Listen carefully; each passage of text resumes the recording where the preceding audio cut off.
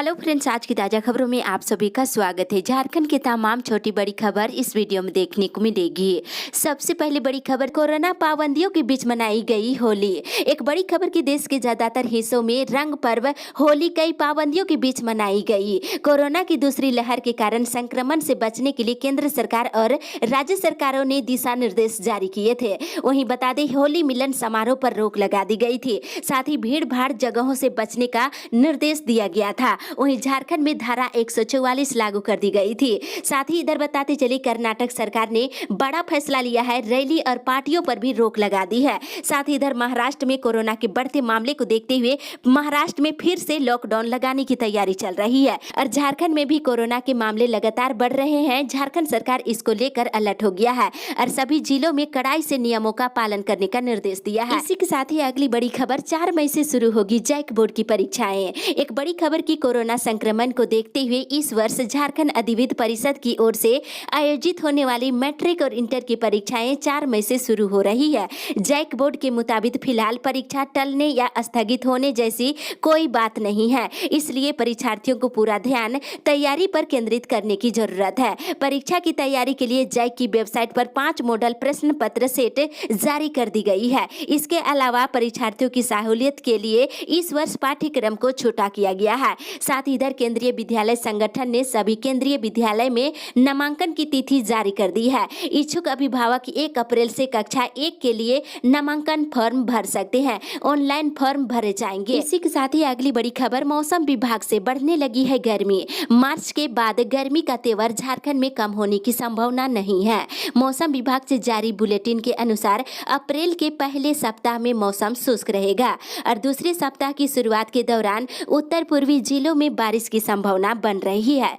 राज्य के उत्तर पूर्वी जिलों में हल्के से लेकर मध्यम दर्जे की बारिश होने की संभावना जताई जा रही है। उत्तर पूर्वी जिलों में संथाल के सभी जिलों के साथ साथ धनबाद भी शामिल है। यहाँ भी अप्रैल के दूसरे सप्ताह में बारिश का अनुमान है। इसी के साथ ही अगली बड़ी खबर, युक्तिकरण से प्रभावित पारा शिक्षकों को मूल विद्यालय में पदस्थापित करने की मांग है। एकीकृत पारा शिक्षक संघर्ष मोर्चा का एक शिष्टमंडल जामताड़ा जिला शिक्षा पदाधिकारी ब्रजमोहन कुमार से मिल करके पारा शिक्षकों की समस्याओं से अवगत कराया है और समस्या निदान को लेकर त्वरित कार्रवाई करने की मांग की है और जिला शिक्षा अधीक्षक से कहा गया है कि विभागीय विसंगति से प्रभावित पारा शिक्षकों की समस्या का निराकरण गिरिडीह सहित अन्य जिलों की भांति करने की मांग की है। इसके लिए प्रखंडों से सूची मंगाई जाए। वहीं युक्तिकरण से प्रभावित पारा शिक्षकों को जल्द से जल्द मूल विद्यालय में पदस्थापित करने की मांग की गई है। इसी के साथ ही अगली बड़ी खबर, पश्चिम मध्य रेलवे 10वीं पास के लिए निकाली भर्ती, 30 अप्रैल तक करे आवेदन।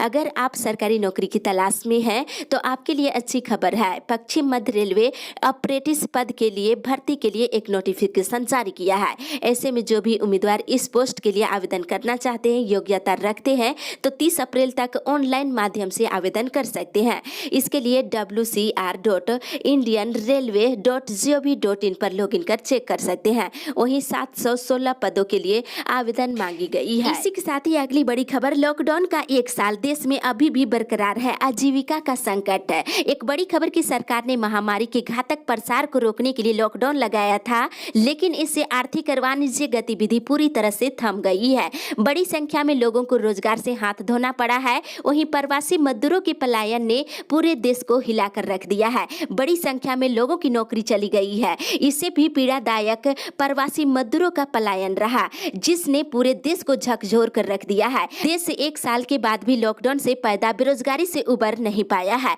वहीं झारखंड में 7.5 लाख से अधिक प्रवासी मजदूर है, जो राज्य सरकार ने सभी को अपना राज्य लॉकडाउन के समय बुला तो लिया और वही घोषणा किए थे राज्य में ही प्रवासी मजदूरों को रोजगार दिया जाएगा, लेकिन प्रवासी मजदूरों को रोजगार नहीं मिल सका, जिससे प्रवासी मजदूरों में राज्य सरकार के प्रति नाराजगी देखने को मिल रही है। वहीं भारत में बेरोजगारी दर काफी बढ़ गई है। विशेषज्ञों से मिली जानकारी के अनुसार 2 साल के भीतर आत्मनिर्भर भारत रोजगार योजना के माध्यम से 50 लाख से 60 लाख नौकरियां निकालने पर सरकार विचार कर रही है, लेकिन इस उद्देश्य तक पहुंचने के लिए इस पर निगरानी और सुनियोजित कार्य करने की आवश्यकता पड़ेगी। इसी के साथ ही अगली बड़ी खबर, झारखंड में रामनवमी जुलूस पर रोक से तनातनी, सुप्रीम कोर्ट जाएंगे निशिकांत दुबे। एक बड़ी खबर की मुख्यमंत्री हेमंत सोरेन ने झारखंड में बढ़ रहे कोरोना वायरस संक्रमण पर नियंत्रण पाने को लेकर नई गाइडलाइन जारी किया है। इस साल रामनवमी जुलूस पर रोक लगाई गई है। वहीं बीजेपी सांसद निशिकांत दुबे ने इस मामले को लेकर सुप्रीम कोर्ट जाने की बात कह रही है।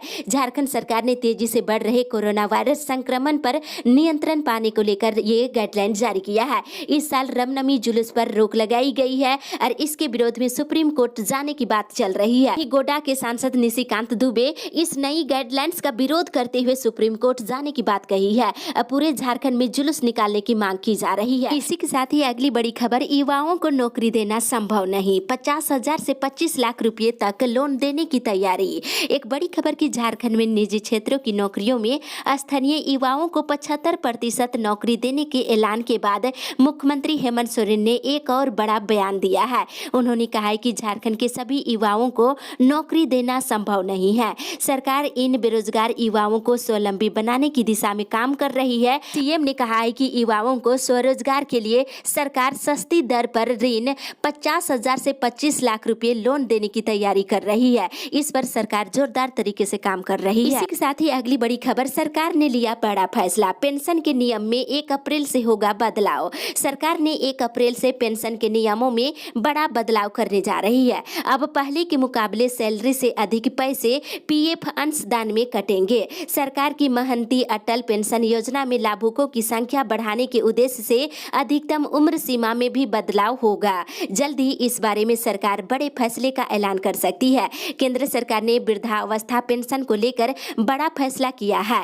अब तक सिर्फ 18 साल से 40 साल तक के आयु वर्ग के लोगों के लिए चलाई जा रही अटल पेंशन योजना की अधिकतम उम्र सीमा बढ़ाई जा रही है। वहीं ताजा हालातों में सरकार के नियमों के मुताबिक अटल पेंशन योजना में 210 रुपये मासिक जमा करने पर 5,000 रुपये पेंशन हर महीने अर्जित की जा सकती है। इसी के साथ ही अगली बड़ी खबर, 2 प्रखंडों के 31 गांवों की भूमि का होगा अधिग्रहण। एक बड़ी खबर, इधर रामगढ़ जिले में भारतमाला परियोजना के तहत चास से छत्तीसगढ़ तक बनने वाली 4 लेन सड़क के लिए गोला और दुलमी प्रखंड के 31 गांवों की करीब 378 एकड़ भूमि का अधिग्रहण किया जाएगा। इसके तहत गोला प्रखंड के 26 गांव और दुलमी प्रखंड के 5 गांव की जमीन सड़क निर्माण की जद में आ जाएगी।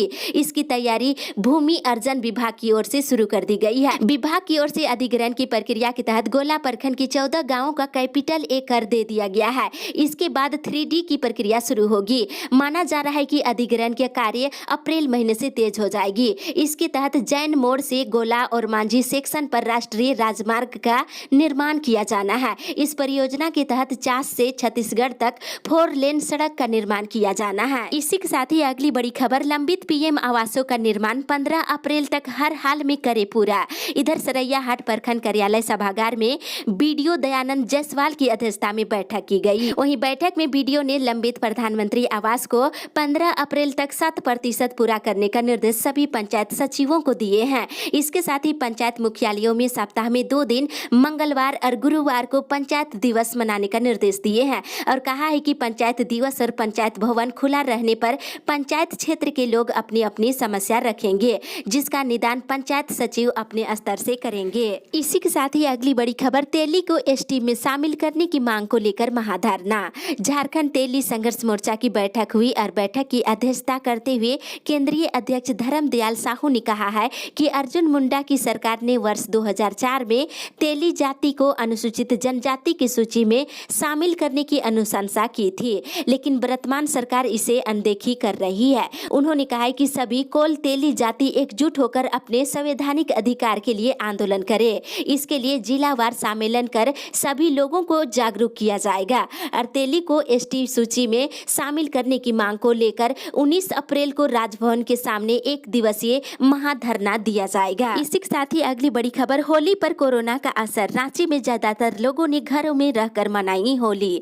कोरोना के बढ़ते मामले को देखते हुए रांची वासी भी प्रशासन की ओर से दिए गए निर्देशों का पालन कर रहे हैं। रांची में लोग एहतियात बरतते हुए होली घर पर ही खेले हैं। वहीं गाइडलाइन का पालन नहीं करने वाले लोगों से दिशा निर्देशों का पालन करने का अपील किए हैं। साथ ही इधर दुमका में होली धूमधाम से मनाई गई है। जिलेवासी अपने दोस्तों परिजनों के संग होली मनाते दिखे हैं। साथ ही इधर हजारीबाग में कोरोना के बढ़ते मामले को देखते हुए लोग सहमे हुए हैं। होली के दिन यानी कि सोमवार को हजारीबाग में मस्ती करते हुए लोग नहीं दिखे। सड़कों पर सन्नाटा पसरा रहा। साथ ही इधर धनबाद में जमकर लोग लोगों ने होली मनाई है। सभी लोगों ने एक दूसरे को रंग, गुलाल और मिट्टी लगाकर होली मनाते दिखे हैं। इसके साथ ही प्रशासन ने लोगों से शांति प्रिय ढंग से होली मनाने का अपील किए हैं। इसी के साथ ही अगली बड़ी खबर, जामताड़ा में चलाया जा रहा स्पेशल वैक्सीनेशन कैंपेन जांच अभियान भी किया गया तेज। जामताड़ा में विशेष कोरोना वैक्सीनेशन अभियान चलाई जा रही है। वहीं कोरोना जांच अभियान भी तेज कर दी गई है। इस सिलसिले में स्वास्थ्य विभाग की ओर से प्रत्येक पंचायत में 119 जगहों पर वैक्सीन सेंटर बनाकर ज्यादा से ज्यादा लोगों को वैक्सीन देने को लेकर निर्देश दिए हैं। वहीं बता दें, राज्य में फिर से कोरोना ने अपनी रफ्तार पकड़ ली है, केस बढ़ने लगे हैं। वैक्सीन आने के बाद पूरी तरह से लोग निडर हो गए थे, लेकिन फिर से कोरोना का संक्रमण बढ़ने से खतरा बढ़ गया है। इसे लेकर प्रशासन और स्वास्थ्य विभाग ने पूरी तरह से एक बार फिर से सक्रिय हो गए हैं। कोरोना वैक्सीनेशन ज्यादा से ज्यादा लोगों को देने और जागरूक करने को लेकर जामताड़ा जिला प्रशासन और स्वास्थ्य विभाग की टीम पूरे जिले में विशेष अभियान चला रही है। इसी के साथ ही अगली बड़ी खबर, मधुपुर उपचुनाव में पूर्व कृषि मंत्री रणधीर सिंह ने जीत का किया दावा। जामताड़ा में पूर्व कृषि मंत्री रणधीर सिंह ने बातचीत में मधुपुर विधानसभा उपचुनाव में भाजपा प्रत्याशी की जीत का दावा किया है। इसके साथ ही वर्तमान हेमंत सरकार पर निशाना साधते हुए सरकार पर झूठा सपना दिखाकर सत्ता हासिल करने का आरोप लगाया है। साथ ही उन्होंने कहा है कि मधुपुर विधानसभा सीट भाजपा की पारंपरिक सीट रही है। पिछले विधानसभा चुनाव में एनडीए के बिखराव के कारण भाजपा की हार हुई थी, लेकिन इस बार उपचुनाव में एनडीए पूरी एकजुटता के साथ चुनाव लड़ रही है। उन्होंने दावा किया है कि 25,000 मत से भाजपा चुनाव जीतेगी और महागठबंधन प्रत्याशी मंत्री को मंत्री पद से इस्तीफा देना पड़ेगा। इसी के साथ ही अगली बड़ी खबर, रांची में खूनी जबड़ों का आतंक, प्रतिदिन 250 लोग हो रहे शिकार। रांची में हर महीने कुत्ते के काटने के 10,000 से ज्यादा मामले सामने आने लगे हैं। हर दिन 250 से 300 लोग एंटी रेबीज टीका लेने पहुंचते हैं, लेकिन टीके की समुचित व्यवस्था नहीं होने से लोग काफी परेशान हो रहे हैं। ग्रामीण क्षेत्रों में इसकी कोई व्यवस्था नहीं है और दूर दराज से लोगों को टीका लेने के लिए सदर अस्पताल ही आना पड़ता है। प्राइवेट अस्पतालों को छोड़ दे तो इंजेक्शन की व्यवस्था सिर्फ सदर अस्पताल में है। इसी के साथ ही अगली बड़ी खबर, गर्मी की दस्तक देते ही गहराया जल संकट। मार्च महीने में ही सूख गई कोयल और शंख नदी। लोहरदगा में मार्च महीने में ही जल संकट गहराने लगा है। जिले की दोनों प्रमुख नदियां कोयल नदी और शंख नदी सूख चुकी है। इन नदियों से शहरी क्षेत्रों के अलावा कुछ ग्रामीण क्षेत्रों में भी पानी की सप्लाई होती है, लेकिन दोनों नदियों के सूखने से पानी की समस्या अभी से ही विकराल होती जा रही है। नदियों में पानी की जगह सिर्फ रेत नजर आ रही है। बालू की ज्यादा उठाव की वजह से नदियों का जल स्तर नीचे घटता जा रहा है। जिले में 11 जगहों पर बालू उठाव को लेकर लीज जारी किया गया था। हालांकि वर्तमान में सिर्फ एक जगह ही लीज दी गई है। इसके बावजूद हालात बद से बदतर होती जा रही है। इसी के साथ ही अगली बड़ी खबर, जूनियर नेशनल महिला हॉकी चैंपियनशिप का शेड्यूल जारी, 28 टीमें लेगी हिस्सा। सिमडेगा में होने वाली जूनियर नेशनल महिला हॉकी चैंपियनशिप को लेकर हॉकी इंडिया ने शेड्यूल जारी कर दिया है। शेड्यूल के मुताबिक मैच 3 से लेकर 12 अप्रैल तक प्रतियोगिता चलेगी। इस मैच में देश की 28 टीम हिस्सा ले रहे हैं। वहीं बताते चले, सभी टीमों को पूल के तहत बांटा गया है।